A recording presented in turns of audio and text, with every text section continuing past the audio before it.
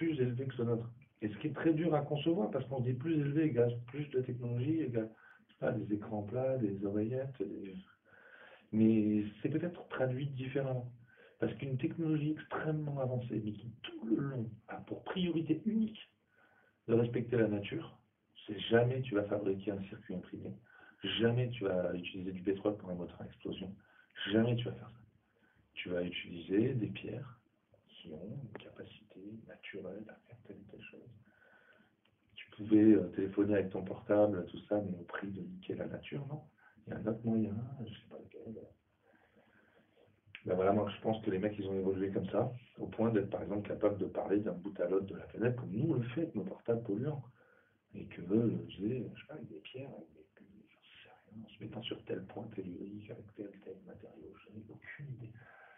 Peut-être par des degrés de pensée, j'en sais rien. Voilà ce que je pense de ces gens. Et ce qui est dingue, c'est quand tu calcules, donc après un peu les dimensions et tout ça, que tu vois que les mecs ils se sont emmerdés avec tout ça là-dedans. Et donc, ça veut dire que c'est volontaire. Tu le fais pour qu'on le découvre, pour qu'on en comprenne quelque chose. C'est pas pour qu'on le découvre, on dit c'est joli. Non. Tu parles quoi des dimensions? Par exemple, tu vois, la pyramide de Bosnie, par exemple, une fois de plus, elles ont encore des trucs fantastiques. Elles ont des dimensions en mètres. Bah, moi, tu vais t'apprendre que c'est Talleyrand qui a découvert le mètre. Même si c'est pas Talleyrand, c'est un autre. Bon, en tout cas, on dit qu'on l'a découvert récemment.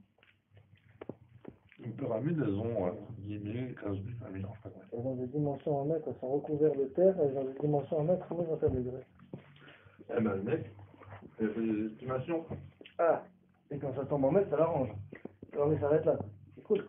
Moi, je vais te dire, et c'est pas moi qui vais le mesurer. Il doit y avoir un mur qui est mesurable, un truc, et le mec s'est basé là-dessus pour dire que c'était en mètres. Je crois pas que le mec il est pris au fait en disant, oh, ça doit être du mètre. Pour qu'il dise ça, c'est qu'il a dû mesurer un angle ou quelque part.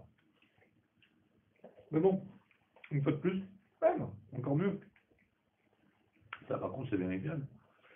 Il dit que, vue de satellite, la position des trois pointes des supposées pyramides forme un triangle parfait, équilatéral. Vous savez, après, tu as le temple de Sacsayhuaman, ou je sais pas où, là, en Sud-Amérique. Toutes les pyramides, elles ont des dimensions dingues. C'est-à-dire les dimensions dingues. Des trucs avec pi, avec le nombre d'or, avec des trucs comme ça.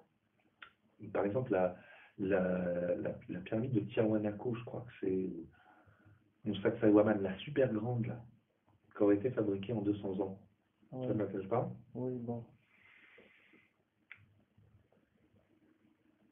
Qu'est-ce qu'il y a dans celle-là? Il y a, ah ben, tout simplement, il y a certaines valeurs, qui sont tellement les mêmes, certaines, pas toutes, que la pyramide de Gizeh. Alors, je ne dis pas que la pyramide de Gizeh a des dimensions qui, en elles-mêmes, sont uniques et incroyables, et jamais personne ne peut faire la même chose. C'est pas ça que je suis en train de dire. C'est que c'est sympathique de voir que ces deux pyramides ne sont pas sorties de rien, ont exactement la même base. Exactement la même base. C'est fantastique. Et cette base est en coudée et en mètres. Les deux.